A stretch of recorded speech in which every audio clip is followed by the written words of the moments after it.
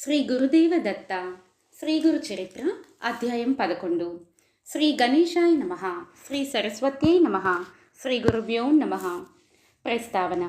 ఈ 11వ 12వ అధ్యాయాలలో శ్రీ దత్తాత్రేయ స్వామి యొక్క రెండవ కలియుగ అవతారమైన శ్రీ నృసింహ సరస్వతి స్వామి వారి వృత్తాంతం చెప్పబడుతోంది. ఇందులో గమనించవలసిన ముఖ్యమైన అంశాలు ఇవి. శ్రీపాదస్వామి కానీ శ్రీ నృసింహ సరస్వతి స్వామి కానీ తాము భగవద్ అవతారములమని లోకానికి చాటుకోలేదు. శ్రీరాముడు కూడా ఆత్మానం మానుషం మన్యే, నేను మానవుడననే తలుస్తున్నాను అన్నాడు. శ్రీకృష్ణుడు తాను భగవద్ అవతారమని అర్జునుడి వంటి ఆంతరంగికులకు కొద్దిమందికి మాత్రమే చెప్పాడు, కానీ లోకానికి చాటలేదు. దీనిని బట్టి నిజమైన అవతార పురుషుడు తన నిజతత్వాన్ని లోకానికి చాటుకోడని తెలియాలి. వేదవ్యాసుల వంటి సత్యద్రష్టలు కొంతమంది మాత్రమే ఈ రహస్యాన్ని గుర్తించి లోకానికి తెలియపరిచారు. ఈ అవతారమూర్తులందరూ తమ నిజమైన విశ్వరూపాన్ని ఆంతరంగికులకు ప్రసాదించి అనుభవపూర్వకంగా తమ దైవత్వాన్ని నిరూపించారు. అలాగాని పౌండరీక వాసుదేవుని వంటి కీర్తికాములు మాత్రమే తాము అవతార పురుషులమని లోకాన్ని నమ్మింపచూశారు. అవతార పురుషులందరూ సద్గురువులను ఆశ్రయించి సత్సాంప్రదాయాన్ని పాటించారే కానీ తమకు అట్టి ఆలంబనలో అనవసరమని, తాము సర్వధర్మాలకు అతీతులమని చెప్పి స్వేచ్ఛాచారులుగా కాలేదు. అవతార పురుషులందరిలాగానే వీరిద్దరూ కూడా తాము జన్మతః పరిపూర్ణులైనప్పటికీ వినమ్రులైన సాధకుల వలనే ప్రవర్తించారు, కానీ సిద్ధులమని విర్రవీగలేదు. వీరు దివ్య లీలలను ప్రదర్శించినప్పటికీ అవి ఆర్తులను రక్షించేవిగాను, అర్ధార్థులను పోషించేవిగాను, నిర్దిష్టమైన ఆధ్యాత్మిక భావనను భక్తులకు ప్రసాదించి వారిని మోక్షోన్ముఖులు చేసేవిగా మాత్రమే ఉన్నాయి. కేవలం తమ శక్తి సామర్థ్యాలతో లోకులను సంభ్రమాశ్చర్యాలతో ముంచి తమకు కీర్తిని చేకూర్చే సాధనాలైన చిల్లర చమత్కారాలు వారు ఎన్నడూ ప్రదర్శించలేదు. నా ఆడియోస్ మీకు నచ్చినట్టయితే మరిన్ని అవధూతుల చరిత్రలు, పురాణాలు, సచ్చరిత్రలు వినాలి అని అనుకుంటే యూట్యూబ్లో శ్రీ గురుదేవ దత్త ఆడియోస్ అని ఉంటుంది. అందరూ వినగలరు. నచ్చితే షేర్ చేయగలరు, సబ్స్క్రైబ్ చేయగలరు. సబ్స్క్రైబ్ చేసినప్పుడు పక్కన ఉంటే బెల్ని తప్పకుండా యాక్టివేట్ చేసుకోగలరు. కథ ఆరంభం. నామధారకుడు అత్యంత ఆసక్తితో ఇలా అన్నాడు. అటు తర్వాత శ్రీ దత్తాత్రేయ స్వామి రెండవ పర్యాయము ఎక్కడ అవతరించారు, ఏ లీలలు ప్రదర్శించారు? అప్రమేయుడైన ఆ భగవంతుని లీలలు మీరు చెబుతూ ఉంటే వినాలన్న కోరిక నాలో పెరుగుతూనే ఉన్నది, కానీ తరగడం లేదు. ఆ రెండవ అవతార విశేషాలు కూడా వివరించండి. అంతటి శ్రద్ధాలువైన శ్రోత లభించినందుకు సిద్ధునికి భగవల్లీలలు తనివి తీరా వివరించి చెప్పే అవకాశం లభించింది. అట్టి అదృష్టానికి పొంగిపోయి సిద్ధుడు, నామధారక, దీనులను ఉద్ధరించడానికి తనను తాను దత్తం చేసుకున్న పరమేశ్వరుని చేతలు యోగీంద్రులకు కూడా ఊహించ సాధ్యం కానివి కనుక నేనెంత వర్ణించినా అగాధమైన ఆ గాథలో లవలేశమే అవుతుంది, కానీ ఆయన లీలలన్నీ చెప్పినట్లు కాదు సుమా, ఇక విను అని ఇలా చెప్తున్నారు. శ్రీపాదస్వామి ఆదేశించినట్లు అంబిక జీవిత శేషమంతా శివపూజలో గడిపింది.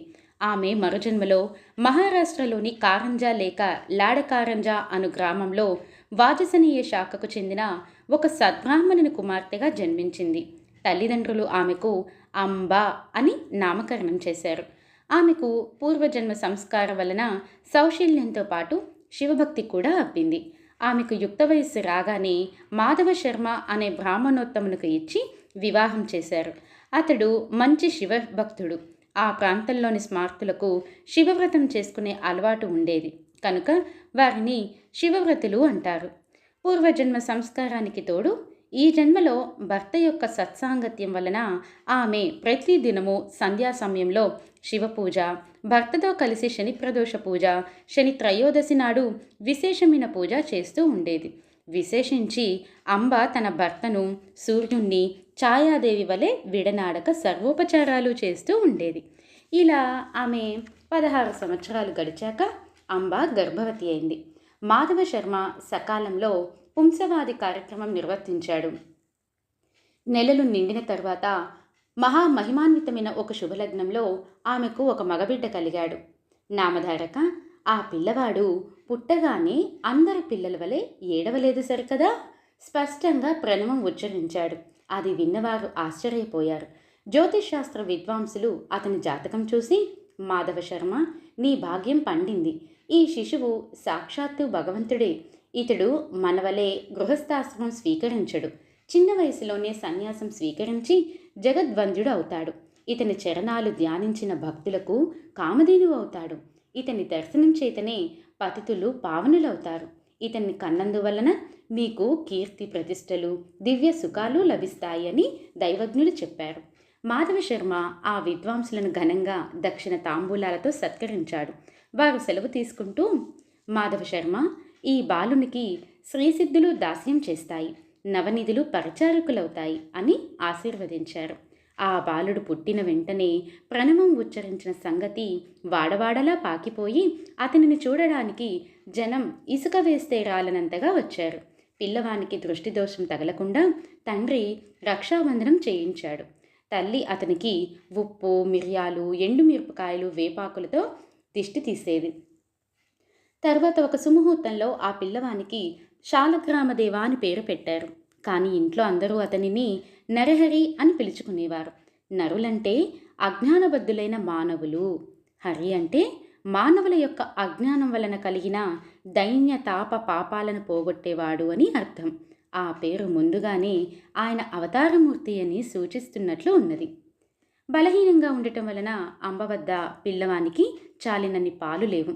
పిల్లవాని కోసం ఒక దాదీని కానీ పాడి మేకను కానీ ఏర్పాటు చేయాలని ఆ దంపతులు ఆలోచిస్తూ ఉండగా ఆ పిల్లవాడు తన చిన్నారి చేతులతో తల్లి యొక్క వక్షస్థలాన్ని స్పృశించాడు. వెంటనే ఆమెకు స్తన్యం పెళ్ళువికి 32 ధారలుగా కారి నేలపై పడ్డాయి.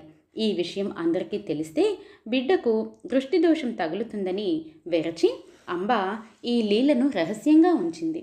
ఆ పిల్లవాడు ఊయలలో పడుకోబెడితే ఏడ్చేవాడు, నేల మీద పడుకోబెడితే ఆడుకునేవాడు.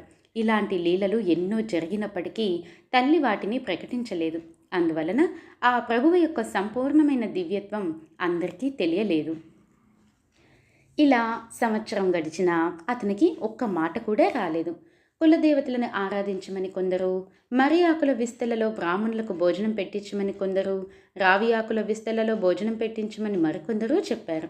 మాటలు చెబుతూ అతని చేత అనిపించడానికి ప్రయత్నిస్తుంటే క్రమంగా వస్తాయని కొందరు, అతడు మాత్రం మాటలొచ్చినా కొంతకాలం తర్వాత మాత్రమే మాట్లాడతాడని మరికొందరు అనేవారు. వారందరి మాటలు విని నరహరి నవ్వేవాడు. ఎవరేమడిగినా ఓం అన్నదే అతని సమాధానం. ఆ సంగతి విని కొందరు పెద్దలు, ఇతడు మన మాటలు వినగలుగుతున్నాడు కనుక ఇతడు చెవిటివాడు కాదని స్పష్టమవుతున్నది అనేవారు. అతడు మూగవాడైతే అంత స్పష్టంగా ఓం అనడం సాధ్యం కాదు. అతడు మాటలొచ్చి కూడా ఎందుకు మాట్లాడటం లేదు అని కొందరు తల్లికి ధైర్యం చెప్పేవారు. ఆమె ఎవరేది చేయమని చెప్పినా అదల్లా చేసేది. తమ కులదైవమైన దత్తస్వామికి ప్రత్యేక పూజలు చేసేది. ఇలా నరహరికి 7వ సంవత్సరం వచ్చింది. కానీ అతడు మాట్లాడలేదు. బాలుడు మూగవాడవుతాడని తల్లిదండ్రులు ఎంతో కలత చెందారు. ఒకనాడు అంబ అతని పరిస్థితికి కంటతడి పెట్టింది. అది చూసి నరహరి సైగలతో ఆమెను వారించి పక్కనే ఉన్న ఒక ఇనుప వస్తువును తెప్పించి చేతితో త్రాకాడు. తక్షణమే అది బంగారంగా మారింది. ఆశ్చర్యంతో తల్లిదండ్రులు మరికొన్ని ఇనుప వస్తువులను అతని చేత తాకించారు. అవి కూడా బంగారంగా మారాయి. తమ పిల్లవాడు సామాన్యుడు కాడని, ఆజన్మసిద్ధుడని వారు గుర్తించారు. అయినప్పటికీ ఆ దంపతులు అతడు మాట్లాడకపోవడం గురించి దిగులు పడుతూనే ఉండేవారు. అతడు వేదాధ్యయనం చేసి స్వధర్మాన్ని ఎలా పాలించగలడు అన్నదే మాధవ శర్మకున్న దిగులు. తల్లి ఒకరోజు అతనిని అక్కున చేర్చుకొని కన్నీరు కారుస్తూ, నా కన్న తండ్రి, నీ మాటలు విని ఆనందించే భాగ్యం మాకు లేదా అన్నది. అది విని నరహరి నవ్వి తనకు ఉపనయనం చేస్తే మాట్లాడతానని, మొట్టమొదటగా ఆమెతోనే మాట్లాడతానని సైగల ద్వారా తెలిపాడు. ఆ సంగతి విని మాధవ శర్మ ఆశ్చర్యపడి అతనిని ఉపనయనానికి ఒక శుభముహూర్తం నిర్ణయించి ఊరి వారందరినీ ఆహ్వానించాడు. గ్రామస్తులందరూ అతడి ఆశలు అడియాసలై నలుగురిలో తలవంపులకు గురి అవుతాడని తలచారు. కొందరు పెద్దలు మాత్రం, అయ్యా, ఆ పిల్లవాడు గాయత్రి మంత్రం ఉచ్చరించగలిగితే మనకేంటి, లేకపోతే ఏంటి, మనకు మాత్రం మృష్టాన్న భోజనం ఘనంగా, దక్షిణ తాంబూలాలు కూడా అన్ని ఘనంగా వస్తాయి కనుక ఈ ఉపనయన కార్యక్రమం జరుపుకొనివ్వండి అన్నారు కొందరు. అందరూ ఉపనయనానికి మాధవ శర్మ ఇంట సమావేశమయ్యారు. నరహరి ముండనము మాతృభోజనము అయ్యాక జింక చర్మము పసుపు వస్త్రము ధరించాడు. చెవిలో గాయత్రి మంత్రం ఉపదేశించినప్పుడు నరహరి ఆ మంత్రరాజాన్ని మనసులోనే జపించి దీక్ష తీసుకున్నాడు. తరువాత అతడు తల్లికి నమస్కరించి ఆమెను భవతి భిక్షాందేహి అని భిక్ష కోరి మొట్టమొదట ఆమెతోనే మాట్లాడతానని తల్లికి తానిచ్చిన మాట నిలబెట్టుకున్నాడు. తల్లి మొదటి భిక్ష ఇచ్చి ఋగ్వేదం పఠించు, ఆచారం పాటించు అనగానే నరహరి అగ్ని మీలే పురోహితం అని ప్రారంభించి ఋగ్వేదంలోని మొదటి మంత్రం చెప్పాడు. అంబ రెండవసారి భిక్ష ఇచ్చి యజుర్వేదం పాటించు, ఆచారం పాటించు, యజుర్వేదం పఠించు అనగానే నరహరి ఇషేత్వా అని ప్రారంభించి యజుర్వేదంలోని మొదటి మంత్రం పఠించాడు. తల్లి మూడవసారి భిక్ష ఇచ్చి సామవేదం పఠించు, ఆచారం పాటించు అనగానే నరహరి అగ్ని ఆయాహి అని ప్రారంభించి సామవేదంలోని మొదటి మంత్రం గానం చేశాడు. అది వినగానే తల్లిదండ్రుల ఆనందానికి, సభలోని వారి ఆశ్చర్యానికి అవధులు లేవు. జీవితంలో మొదటిసారిగా మాట్లాడడం, ప్రణవం ఉచ్చారణ, తర్వాత వేదపఠనతో కానీ చేయకూడదని నరహరి అంతకాలం మాట్లాడలేదని అందరూ అనుకున్నారు. 3 భిక్షలు అయ్యాక ఆయన 4వ వేదం కూడా చదివాడు. ఆయన భగవంతుని అవతారమని తెలుసుకొని అక్కడి బ్రాహ్మణులంతా నమస్కరించారు. సర్వశాస్త్రాలకు జన్మస్థానమైన ఆ ప్రభువుకు ఇది ఒక లెక్కలోనిది కాదు. క్రతువు పూర్తిగా వచ్చింది. మాధవ శర్మ దంపతులు అమితోత్సాహంతో ఉన్నారు. వాముని వలె భాసిస్తున్న ఆ నూతన బ్రహ్మచారి నరహరిని తల్లి ఆశీర్వదించి, నాయనా, ఇక నుంచి నీవు భిక్షతోనే జీవించాలి సుమా అన్నది. వెంటనే అతడు తల్లికి నమస్కరించి, అమ్మా, నీ ఆజ్ఞ మేరకు నేను భిక్షువునవుతాను. నేను సన్యాసాశ్రమం స్వీకరించడానికి అనుమతించండి అని తండ్రి వైపు కూడా తిరిగాడు. ఆ మాటలకు ఆ తల్లి నివ్వెరపోయి దుఃఖిస్తూ, నాయనా, ఒక్కగానొక్క మగబిడ్డవు. మేము 16 సంవత్సరములు ఎంతగానో ఎదురుచూసి ఎన్నో వ్రతాలు ఆచరించాక పుట్టావు. తర్వాత 7 సంవత్సరములు మాట్లాడనే లేదు. ఇంతకాలానికి పరమేశ్వరుని కృప వలన నేను చేస్తున్న పూజలు, వ్రతాలు ఫలించి ఈరోజే మొదటిసారిగా నీ మాటలు వినగలిగాను. అందుకు నేను సంతోషిస్తుండగా నీవు ఇలా అంటావేంటి? అప్పుడే నీవు ఇల్లు విడిచిపోతే మా గతి ఏమిటి? నీవు గృహస్థువై బిడ్డలు కలిగాక సన్యసించవచ్చు కదా అని బ్రతిమిలాడింది తల్లి. అప్పుడు నరహరి తల్లిని కౌగిలించుకొని ఓదార్చి, అమ్మా, నా మాట విను. వివేకంతో ఆలోచించి ఈ వ్యర్థమైన దుఃఖాన్ని తొలగించుకో. నేను ధర్మరక్షణ కోసం అవతరించాను. నీకింకా 4 బిడ్డలు కలిగి ప్రేమతో మీ సేవ చేస్తారు. వెనుకటి జన్మలో నీవు నిష్ఠతో శంకరుణ్ణి పూజించడం వల్లనే నేను నీ గర్భాన జన్మించాను అని చెప్పి ఆమె శిరస్సుపై తన చేతి నుంచి ఆశీర్వదించాడు. వెంటనే ఆమెకు తన పూర్వజన్మ స్మృతి కలిగింది. అతడు శ్రీపాదవల్లభుడుగా దర్శనమిచ్చాడు. వెంటనే ఆమె ఆనందంతో పరవశించి అతని పాదాలపై పడి ఇలా అన్నది, స్వామి, పూర్వజన్మలో కుపుత్రవతినైన నేను ఆత్మాహుతికి పాల్పడినప్పుడు రక్షించిన శ్రీపాదుడు నీవే.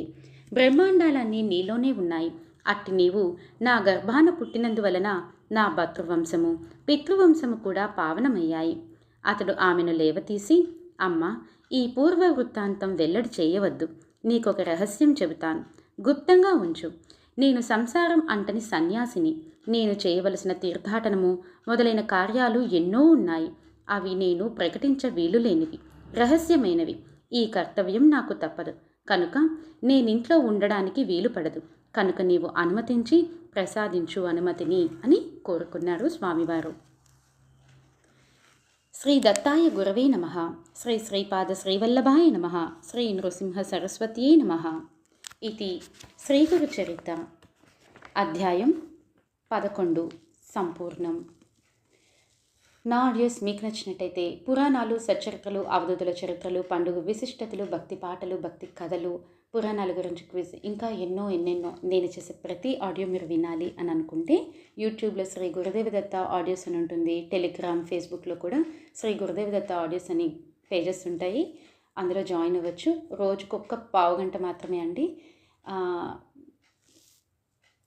మీకు తెలియని అన్నీ తెలుసుకోవచ్చు. నచ్చితే షేర్ చేయండి. స్వస్తి. లోకా సమస్త సుఖినో భవంతు. సర్వే జన సుఖినో భవంతు. దత్తార్పణం. జయ గురుదేవ దత్త.